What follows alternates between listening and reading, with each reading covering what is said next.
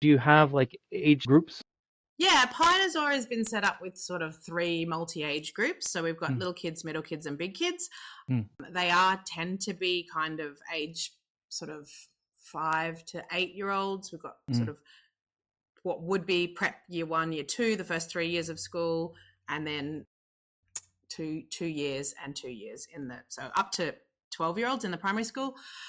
So we've sort of done multi-age grouping the whole time. We'd never not be multi-age. We've played with where those lines go and what grouping, like which grouping is the largest, which tends to be the littlest group, purely because of the space of our building.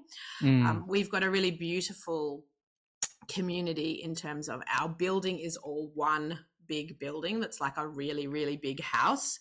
And so all of our spaces, our classroom spaces, physically touch each other. They all have flow between them. The kids move between the rooms. And while we have these 3 groups, we also only work in our groups for some of the week. We have a lot of specifically whole school time.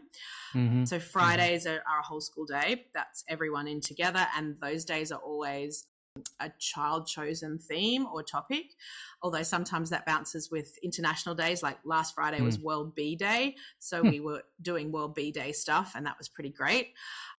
So we'll have activities and choices for kids across the spectrum of all of our 5 to 12-year-olds, and everyone will be working together.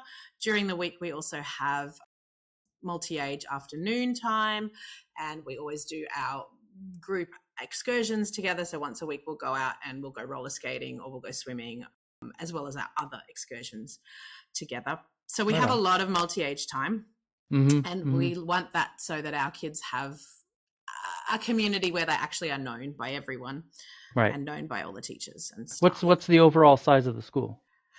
We have capped at 100, which is because that's a lovely, lovely number for communities. I really love Don Berg's number and theories about 100, 150 being beautiful. We're capped at 100, and we currently have 108. So we're a little bit sneaky. We're very oversubscribed. And sometimes when families move from, like we had families who've moved from interstate, from democratic schools in different states, and we're obviously going to make space for those families because, you know, we'd want that for our little people too. So we've got a few extras. Right on. This is the Agentic Schools Podcast, where you will learn about schools from around the world where children's agency to make decisions about their learning and living is more important than their academic skills. What makes education possible is the satisfaction of psychological needs. So that is what these schools have in common with all others. What makes a school agentic is satisfying those needs particularly well. I'm your host, Don Berg.